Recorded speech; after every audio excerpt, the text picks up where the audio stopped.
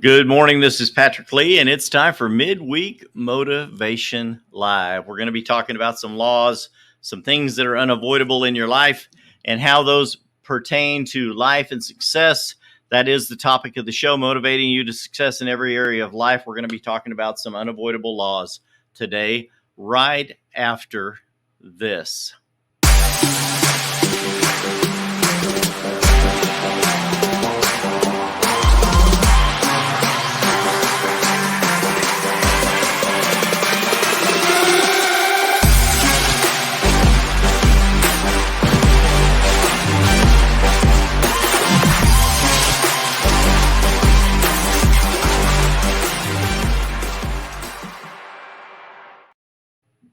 Good morning. I hope everyone is doing all right today. Time for another show coming at you live with Midweek Motivation from the downtown tower, First Bank Southwest Tower, 18th floor, Studio One in Amarillo, Texas. I've been going back through multiple shows. We have so many shows online on YouTube.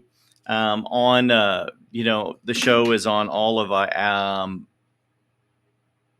all major podcast platforms. Lost my train of thought there for just a second.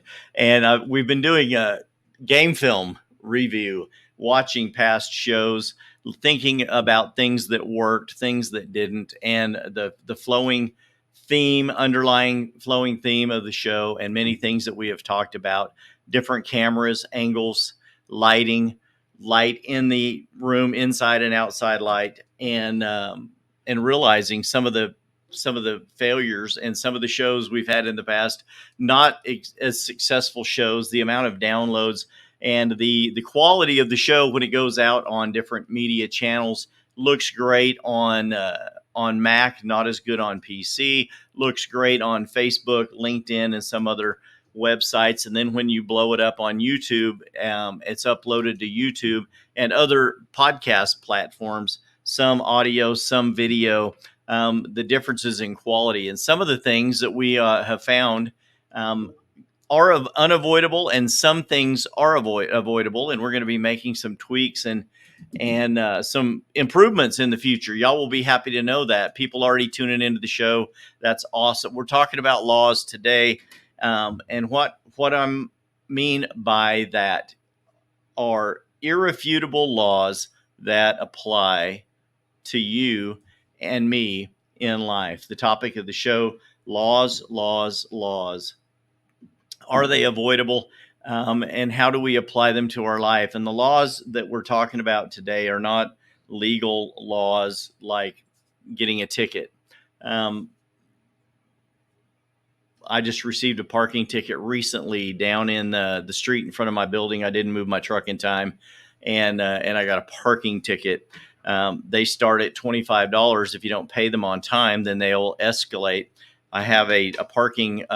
There's a tollway. We go down the expressway, the tollway in Dallas. Every time we go down to Dallas, and they read your vehicle and they send you a bill in the mail. It's about $12 to $20 every time we go down there and use the expressway. I forgot to pay one of those toll tag bills, and it showed up yesterday. It's escalated now that the toll that was originally about $20 is now $75. So the law escalated on me for lack of payment in a timely manner. It just escaped me. I had the bill set out. I pay everything online, most of those things, and it was avoidable. And I didn't do it in time, and now it's $75. But the laws I want to talk to you about today go back and are quite timeless. And we've talked about these in different ways on the show in the past individually, but there are a couple of them today. Some laws that are unavoidable. The law of gravity, number one: what goes up must come down. And it's only when you find a way to overcome that law that you achieve things like a hot air balloon or flight. The law of gravity, it's been around. Who was it? Galileo or Da Vinci or someone that determined the law of gravity centuries ago, and everything that goes up must come down because of this gravitational pull of the planet. It's an irresistible force.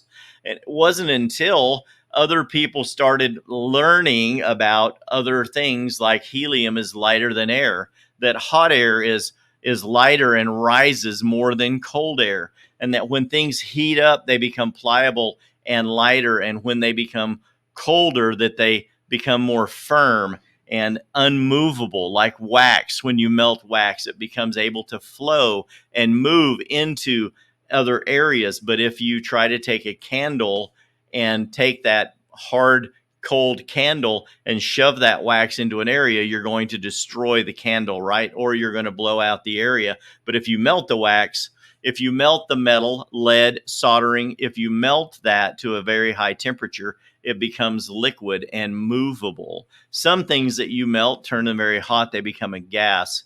And helium is a gas that's lighter than air.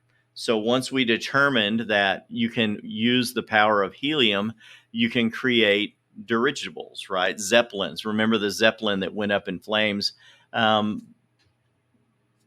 decades ago, back in the 40s, 30s, 40s, 50s, whenever that happened. That was a spiritual a law, an unavoidable law, that helium is lighter than air and that hot air rises. So they determined if you can control those things, and then you can manipulate the law. People have been trying to manipulate the law. This is a motivational show. People have been trying to manipulate the laws of motivation, of success in life, for generations. This is not the first generation to use a lot of the terms and the things that we talk about in the personal development space all of the time.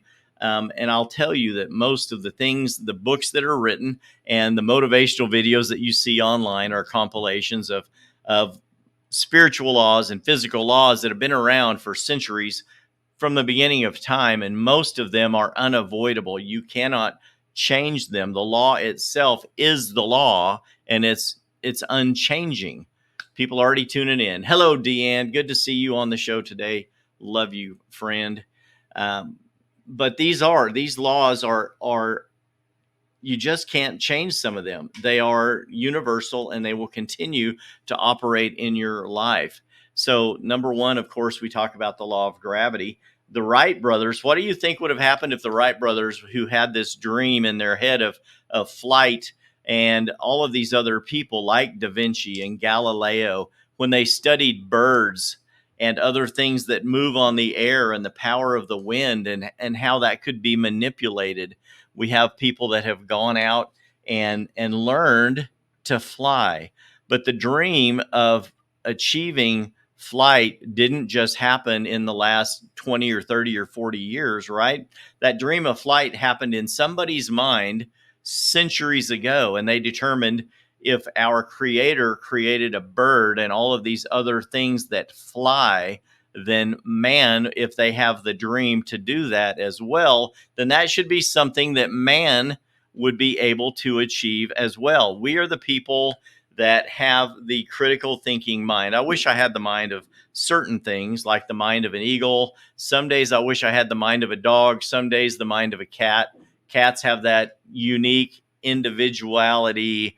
Dogs are more creatures of tribes and packs and family. Cats are way more independent. I'm not sure who would be more successful in business, if it was a tribe of cats or an individual cat, or a tribe of dogs. Probably a tribe of dogs, right? If you want to go fast, go alone. If you want to go far, go together. So I would say that dogs would win. I'm a dog person, not a cat person. No offense if you're a cat person, but that's just the way that I feel and think.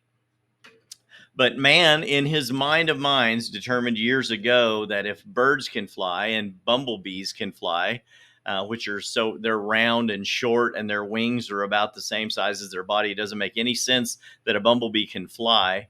It doesn't make any sense that a hummingbird can hover, right? Based on their size and shape. But if birds can do it, they were created to it, then there must be a universal law that says if we can create the right atmosphere or environment or machine that to duplicate that, we should be able to fly as well. And the Wright brothers tried and tried again, and eventually at Kitty Hawk achieved sustained flight with their bi-wing airplane. So at that point, when you start going back and reading books about these laws, they go back for hundreds of years. I was listening recently through the Master Key Society and listening to a book on audio. I listen to a lot of books on Audible, and the laws that we talk about on nearly every motivational video, every sermon, every big speech on a stage goes back to a lot of the laws that have been around for generations. They are not new. There's nothing new under the sun. Someone said it, thought it, presented it, recorded it, put it out there, wrote it down years and years ago. Hey, Pete, good to see you. Multiple people tuning in, watching the show, talking about laws. They're like, what is this old guy talking about? But it literally, over 100 years ago, these books were written. Napoleon Hill, The Magic of Thinking Big, The Power of Positive Thinking, and then you go into Zig Ziglar and Dale Carnegie and a lot of these other guys. But most of these books, and number one, they get all of their reference mostly from Scripture, from the Bible. I say it repeatedly: the greatest motivational book ever written. If you want to learn how to get ahead in life. Hello, Marlene. Good to see you watching also. And so all of these go back to that. But the law of gravity, number one, if you can achieve a way to overcome that law, then you can fly. The Wright brothers created this plane years ago. They created the Zeppelin decades ago that exploded. And you remember seeing that in the movie, the Indiana Jones movie with Sean Connery. And they were taking off on the giant Zeppelin. People flew in those giant helium balloons and hot air balloons around the world in 80 days. All of these hot air balloons. I took my daughter Candace to the Albuquerque Balloon Festival when she was just a baby to go walk around in the middle of all of these balloons to understand how you can get over these laws. If man in his mind can overcome some of these laws, the things that they can achieve are nearly limitless. Thank you, Richie. You're 100% right. Biblical guidance is what it's all about. These are the laws that we're talking about today. But when the Wright brothers were dreaming and sketching and talking about these plans, hey, Haley, good to see you watching too. And they were looking at these things. They had the idea, and I believe that most ideas are good ideas, but I think that the winning ideas are God ideas, and there's always a difference between the two. Some of them were pizza dreams from last night, and they should just go away. There's a place for pizza dreams, but good ideas, something that is worthy. We've talked about that in previous shows. A worthy idea is given to us by our Creator to give us growth, to help us move forward, to achieve bigger and better things. So I believe that flight was one of those things. The Wright brothers dreamed it, and then they started to visualize that. We're talking about visualization on this particular law today. What the mind of man can conceive and believe it can achieve, right? You've probably heard that for decades. Very, very astute motivational statements. Been out there forever. We saw pictures and videos of Star Trek back in the 50s and 60s, right? With the communicator, which ended up becoming a flip phone, right? And then you have sci-fi movies talking about all kinds of things. Don't know why I'm a little tongue-tied today. I need more coffee. That's all good. But also, it just is what it is. It's just me being Uncle Pat today. So you've got that going for you. I appreciate it. Y'all continue to listen to me ramble on, but the things that the mind can conceive and believe, then you need to visualize, and we're going to talk about that a little bit. The Wright brothers visualized flight, and every time they failed, then they would get back on, well, what did we see? What went wrong? And why did that not line up with what we saw in our minds? Was this an idea that is truly divinely inspired, or is this just something we're trying to do that is never going to be achievable? And then we start talking about other people that have talked about visualization forever. the power that we have within us to take our thoughts and bring them into our life. Tony Robbins talks about the power within. I still have a cassette series of Tony Robbins from the 80s, and it's all about he's doing another thing now, unleashing the power within. But these Tony Robbins, Dean Graziosi, Zig Ziglar, Bob Proctor, um, Brian Tracy, so many of these people are using these same spiritual laws that are physical laws that actually work in your life and in my life when we exercise them properly. And you can say, Patrick, I've been doing visualization for years and it's never worked for me. And I would challenge that, because coming along with that is a lot of other systems and processes and lifestyles that have to come into effect while you're exercising those laws. The Michael Phelps, the Olympic swimmer, probably won more gold medals in swimming than anyone in history and set more records than anyone in history in swimming, would sit down for hours with his earphones on, and he would visualize his race from start to finish over and over and over. And he would see himself winning and inching out other people.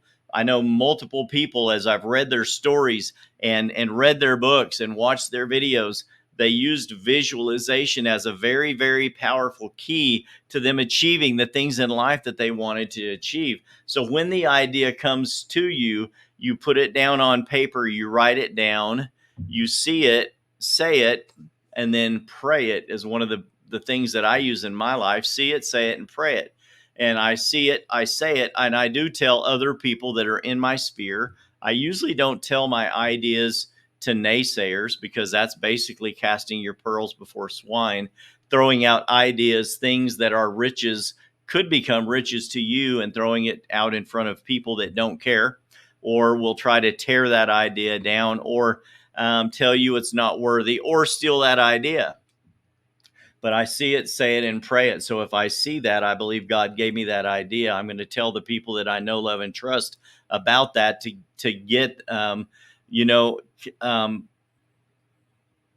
their feedback. But also, does it make sense? Am I thinking the right way? And then I'm going to pray about that, and I'm going to say, God, continue to give me the knowledge, put the people in my path to help me make that come to pass. And that's how I achieve most things in my life. See it, say it, and pray it. So that visualization is a major part of what we do in life.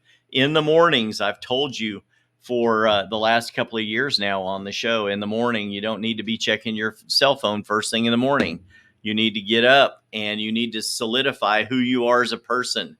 You need to get focused, say your prayers, make your bed, wash your face. And then when you've had your coffee or your green tea, or you've done your affirmations, then turn around and start attacking your day. But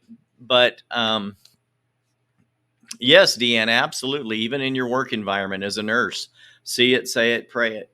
And so many people I know that utilize that 3-step process. It just works for me. But if you will do that, then you start talking to the Lord, praying and meditating on the things that you believe are going to help you in life, right? If this is a good idea, a worthy idea, a book you need to write, an invention, a business you need to start. So you visualize. In my real estate business, I visualize myself at the closing table a lot. I don't visualize myself every day on the phone, making 100 calls every morning, harassing people to see if they're, like sounding desperate, like I just need another house to sell. I visualize myself in relationships, talking to people. I visualize myself at the closing table, because the feeling that I love to get is the person buying that house for the first time, the seller not knowing if they're going to achieve a great amount of money for their home, profit on the sale of their home that they've lived in for generations, right? So the best feelings in real estate come at the closing table. I think it's divinely providential. Lisa, my favorite title agent, just chimed in saying, good morning. Good morning, Lisa. You know that's true. These are the reasons we visualize ourselves at the closing table. I see the end from the beginning. I don't visualize myself on the phone, pounding the phones every morning. I visualize myself in relationships, talking to people, touring the home, finding out what their needs, wants, and desires are. And that's what I visualize myself doing, because as I do that, it helps me find myself in those places. It's funny how it works, but it works. It's divinely providential to visualize the end from the beginning. And when you do that, when you see yourself beating out multiple other agents in interviews to sell a home, that's when you start winning.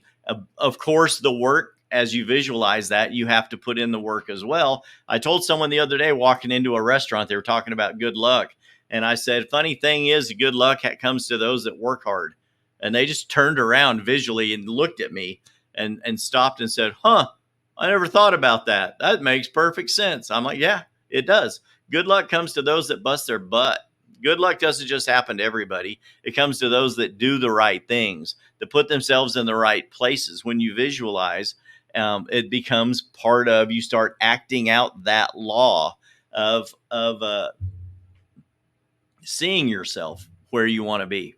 And as you do that, those things start happening for you. I think visualization is a very, very powerful tool. So many people, I said, I've read their books, I've watched their videos, and listened to their podcast. And that's what happens. They visualize themselves winning the race.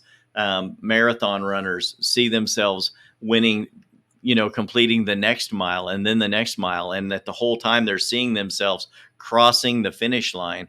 And I believe that those are things that in life we need to consistently do for ourselves. Now, part of this law, the next law I'm going to talk about, is one of the seed time and harvest laws. And this one goes back to the 4 original spiritual laws as well.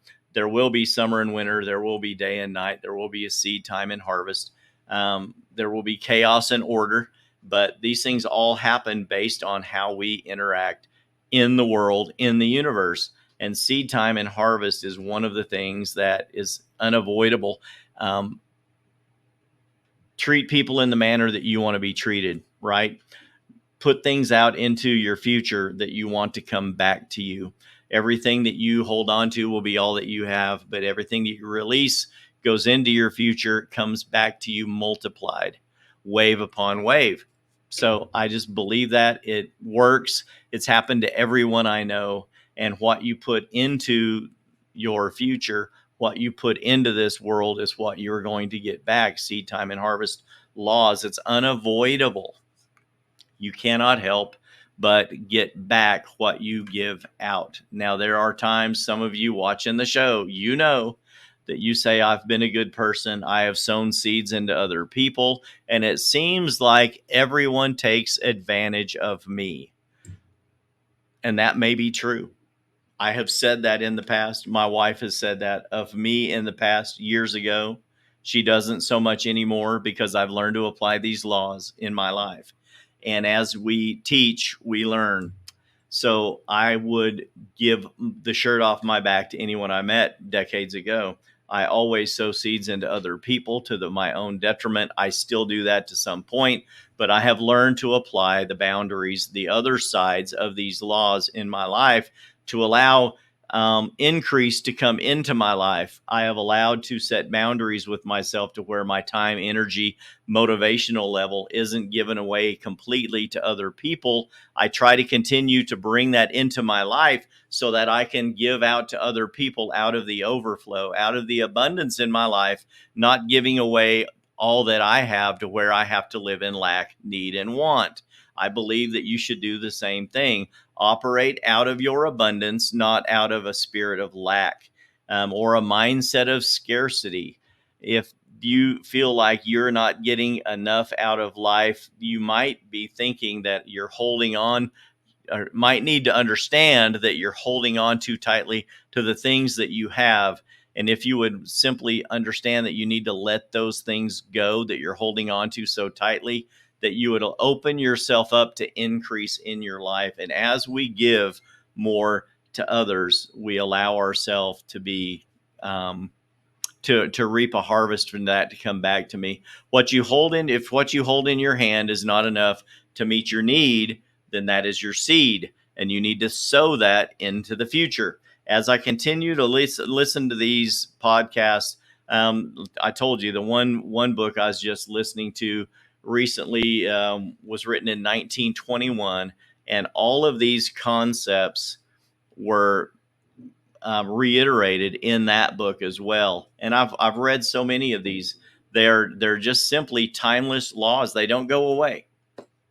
And if you'll learn to apply them in your life, you can have the things in life that you desire as well. So you can't avoid the law of gravity, but how many of you know that you can buy a plane ticket and that will avoid the law of gravity? Hopping up in the plane. 125, 30 years ago, we had no idea that we would be able to fly as many people in the size and weight of planes that we do now. But when the Wright brothers envisioned that first plane, they did have ideas that they would be able to transport people from one place to the other faster and quicker through the air than they could on land. And that happened. And then the next person came along and expanded on that. Most of the ideas that we have are not original, but they are expansions of an existing law or an existing idea or an existing invention. I used to write patent plans, and I've written plans for multiple items that came into patent in the past that were patented for other companies and other inventors. And I have invented a few things myself in the past through that process. Anytime you're working in a system or a business that is interesting to you and it starts igniting your passions, you get involved and inspiration comes to you as well. And I have had great ideas for inventions, but I did learn a lot about the invention process and how to write the plans and designs to submit to the patent attorneys. And that inspiration comes in the creative process.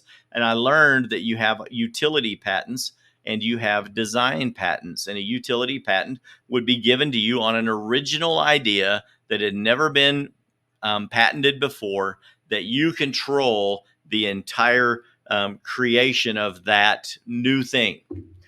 One of the biggest detriments to patent law is that there are other nations like China and some others that do not honor patent law, and they will rip off any idea that comes along and they will recreate it faster, cheaper, and then flood the market with it. So patent law in America has become something that has been very important. And part of the trade agreements with China and America, especially, multiple presidents and ambassadors that go over there to talk with them about economic things, believe it or not, patent rights are a very major thing. But you have utility patents, which are original ideas or creations, and then design patents. And a design patent comes along when someone sees your idea and they think they can improve upon it. So the original person visualized the plan, the God given idea, the inspired moment, and they create something. And someone says, I think I can do that better. And a design patent is issued to that person to come out with a new version of the original. They cannot create the original, but they can create a new version or a change up, if you will, of that item, and then they can get a patent on the new version of that item. So design patents are out there as well. So the Wright brothers invented the plane. They overcame the law of gravity and discovered that we can fly as humans, but then other people expand upon that. Now, if you have a design, an idea, a business plan, or a model, something that you want to do in your life, you need to understand that as you visualize what that is, you see it, say it, and pray it to make that start coming into pass, that you also have to learn that on the other half of that is the protection, the boundaries, all of the things that go along with that.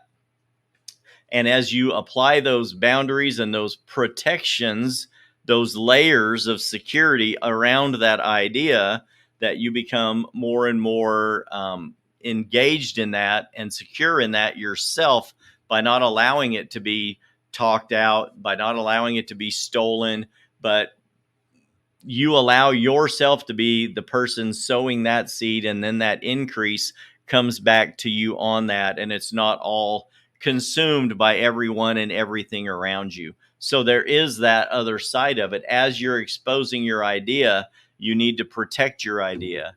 As you're visualizing winning the race, you realize that you also have to put in the work for you to become better at running. You need to get in better shape. If you're learning, want to start a business, you have a great idea, but you have zero business experience, you need to understand that on the flip side of that idea is the work that goes in to learning how to run a business. You may want to go get a business degree, or if not, and it's a divine inspired idea, you'd better make sure that you're doing it, that you've written down the vision of how to do it, sought some wise counsel with other people that have done it, that know how to take you there, and then follow that plan. If you know in your heart and in your mind that your plan is the right way, you don't listen to the naysayers. You don't throw it out there in front of people that'll do nothing but tear it down.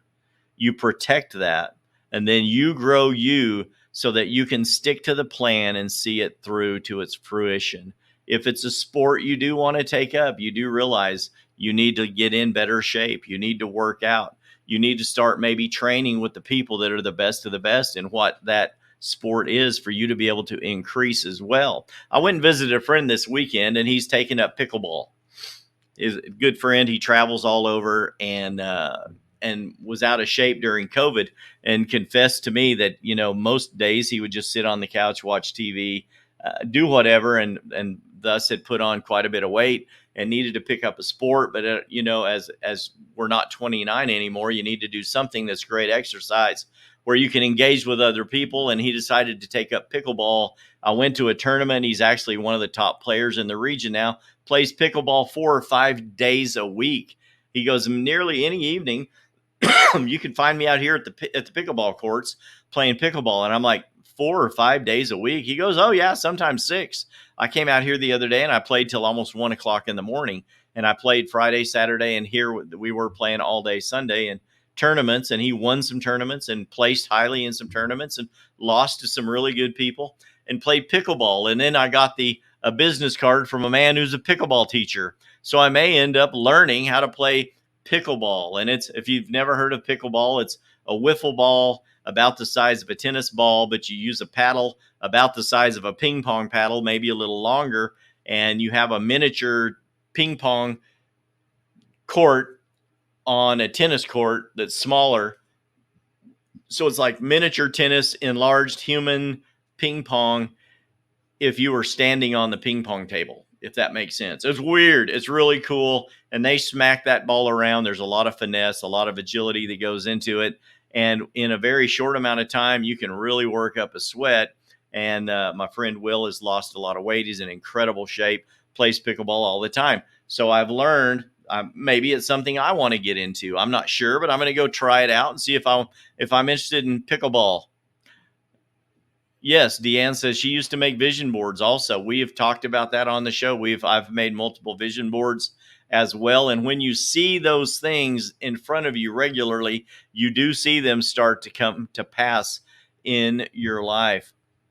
Hello, Valerie. Good to see you watching the show as well. My new friend Valerie, met her in Austin a couple of months ago. Very, very sweet lady. Good to see you on here as well. To that point, Deanne, we talked about in a previous show. Yes, as you continue to put the things into your life that go into what you want to see in the future, you actually cause your expectations to become your realities. And a vision board is a very good example of that. I've had friends that had pictures of the Jaguar or the Cadillac or the sports car on their vision board, and the house, and maybe it's a new baby or a child or something you want to achieve. And as they go through life, they focus on the things in life that they want to see happen, and they do see them come to happen in your life. Hey guys, I need to end the show today. Thank you all for watching. Laws, laws, laws. That was the topic today. Most of these laws are literally, they're spiritual laws, they're physical laws, universal laws given to us by God our Father and Creator. They cannot be avoided if you will learn to apply them correctly in your life. You can see the things come to pass in your life just like I am finding them to come to pass in my own.